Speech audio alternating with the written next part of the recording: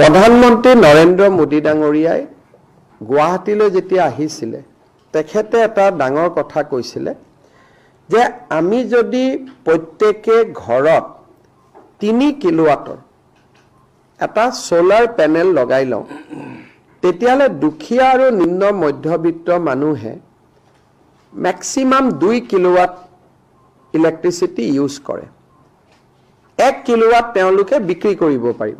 আৰু কাক বিক্ৰী কৰিব পাৰিব চৰকাৰক বিক্ৰী কৰিব পাৰিব কিন্তু সোলাৰ পেনেলৰ দাম ইমানেই বেছি যে সাধাৰণ মানুহে এটো ব্যৱহাৰ কৰিব নোৱাৰে আৰু বৰ্তমান অসমত আমি দেখা পাইছো যে 3000 লোকৰ ঘৰতহে সোলাৰ পেনেল আছে আৰু সেই 3000 যাৰ ঘৰত সোলাৰ পেনেল আছে তেওঁলোকৰ লগত আমি কথা বতৰা পাতি দেখিছো যে তেওঁলোক খুবেই হ্যাপি কাৰণ তেওঁলোকৰ ঘৰত কোনো ইলেক্ট্ৰিসিটি বিল নাহে প্ৰধানমন্ত্ৰী ডাঙৰীয়াই এটা আঁচনি আনিছে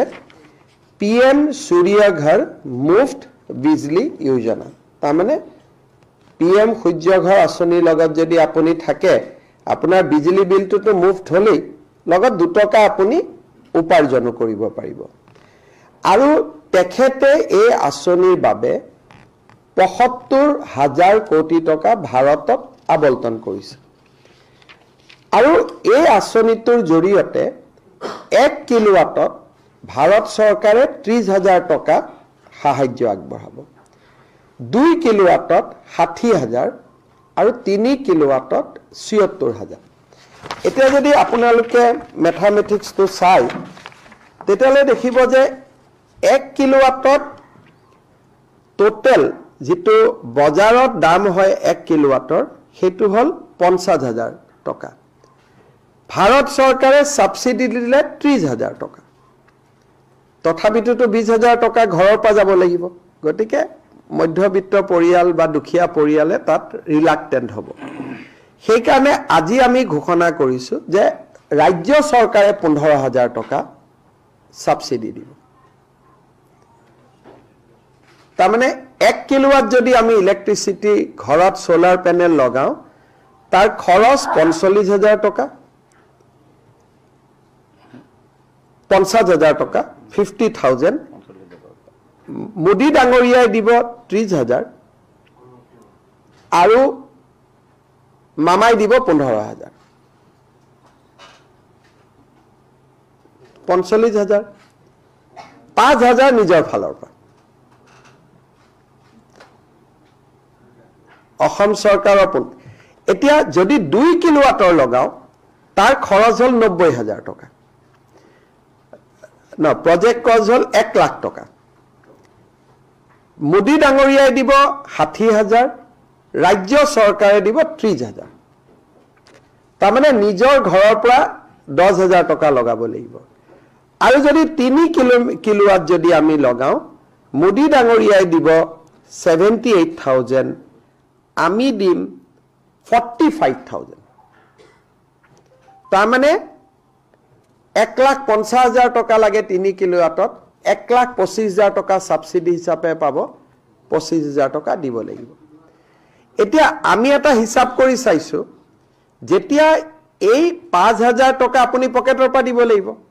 যদি এবছৰ ঘৰৰ ইলেক্ট্ৰিসিটি বিলটো নিদিয়ে 5,000 टकाটো উঠি গল যদি 2 কিলোৱাট লগাই 2 বছৰ ইলেক্ট্ৰিসিটি বিলটো উঠি যাব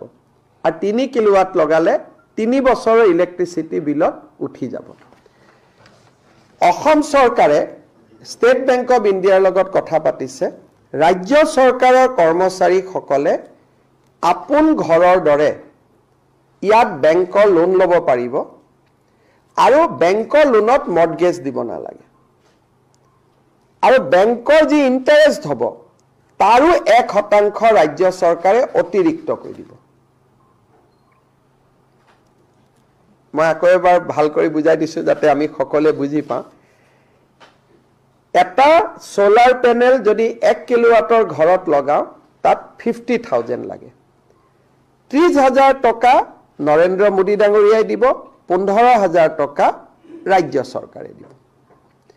2 কিলোৱাট লগালে 60,000 টকা মোদী ডাঙৰীয়াই দিব 30,000 টকা ৰাজ্য চৰকাৰে দিব 3 কিলোৱাট লাগিলে 78,000 টকা মোদী ডাঙৰীয়াই দিব ৰাজ্য চৰকাৰে 45,000 টকা দিব ফলত নিজে কিমান দিব লাগিব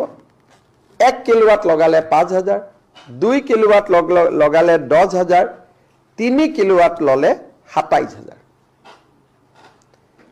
সাধাৰণতে 2 কিলোৱাটত আমাৰ কামটো হৈ যায় জিৰো বিলৰ কাৰণে 3 কিলোৱাট মানে ব্যৱসায় কৰিব পাৰি তাৰ মানে আমি ইলেক্ট্ৰিচিটি বোৰ্ডৰ পৰা পইচা ঘূৰাই পাম 1 কিলোৱাটত যেহেতু আমি ব্যৱসায় কৰিব নোৱাৰো 1 বছৰ ইলেক্ট্ৰিচিটি বিলত উঠি যাব ইলেক্ট্ৰিচিটি বিলত উলাই যাব 3 কিলোৱাটত আমি ব্যৱসায় কৰিব পাৰিম গতিকে ইলেক্ট্ৰিচিটি বিল মাফ হল আৰু 1 কিলোৱাটৰ দাম ৰাজ্য ইলেক্ট্ৰিচিটি বোৰ্ডৰ পৰা পালো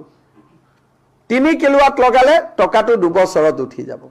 2 কিলোৱাট লগালেও 2.5 বছৰত উঠি যাব 1 কিলোৱাট লগালে এবছৰত উঠি যাব ইলেক্ট্ৰিচিটি বিল নিদি এইটো হল সাধাৰণ জনতাৰ কাৰণে আছনি ফৰ দা নৰ্মেল সিটিজেন কিন্তু ৰাজ্য চৰকাৰ আৰু অসম ইলেক্ট্ৰিচিটি বোৰ্ডৰ যিমান কৰ্মচাৰী আছে এপিডিসিএল এইজিসিএল আমাৰ তিনিটাৰে যি কৰ্মচাৰী আছে তেওঁলোকৰ কাৰণে এটা আমি আৰু এটা অতিৰিক্ত স্কিম আনিছো যে আপোনালোকে লোন লক এই 5,000 টকা বা এই 10,000 টকা আপোনালোকে লোন লক ঘৰৰ পৰা দিব নালাগে ষ্টেট বেংকৰ পৰা লোন লক মৰ্টগেজ দিব নালাগে উইদাউট মৰ্টগেজ দৰমাহাৰ একাউণ্টৰ পৰা টকাটো গৈ থাকিব তাতো আমি 1% ইন্টাৰেষ্ট সাবভেনশন দি দিম আপোন ঘৰৰ দৰে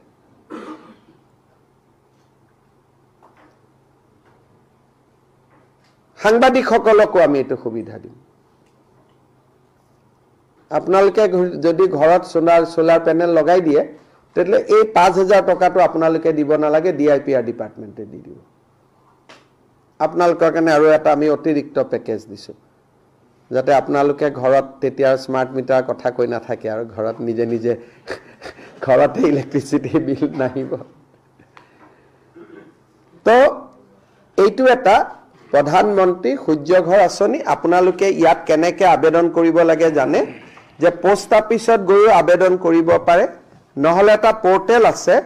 https:/pmsuryaghar.gov.in অহাকালি ৰাতিপুৱা আমি টেলিভিছনতো গোটেই স্কিমটো দিম এডভাৰটাইজ আকাৰে আৰু বিজ্ঞাপনো দিম ৱেবসাইটৰ তাতে ডিটেইলছ পাই যাব আৰু পোষ্ট অফিসত ডাইৰেক্টলি আবেদনো কৰিব পাৰে https:/pmsuryaghar.gov.in এই আঁচনিটো লৈ কেইটামান দিন আগতে মই কমপ্লেইন পাইছিলো শোণিতপুৰ জিলাত কিছুমান দালাল মানুহে ইয়াত সোমাইছে গতিকে মই ৰাইজক আহ্বান জনাম কোনো মাজৰ মানুহৰ সহায় নলব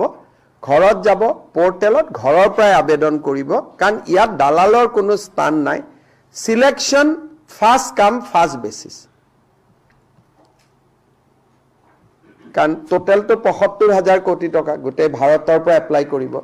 গতিকে গোটে 100 কোটি ভাৰতীয় আবেদন কৰিলে তো নহব 5 কোটি মানে পাব কিমান ৰাকেশ টাৰ্গেট ৰখা हुआ है तो 1 करोड़ रखा हुआ है 1 करोड़ যদি অসমত আমি পাম 5 লাখ পাম গতিকে ফাৰ্স্ট কাম ফাৰ্স্ট বেসিছত হলে ভাল কিন্তু এই আঁচনিটো ইমান ভাল যে এই বছৰে বছৰে এক্সটেনশন হৈ গৈ থাকিব প্ৰধানমন্ত্ৰী ডাঙৰীয়াৰ মনত ইচ্ছা যে ইন দিস ডিকেডস আমি সোলাৰলৈকে গুছি আহিব লাগে যাতে আমি তাৰ ওপৰত ডিপেন্ডেন্ট নহওঁ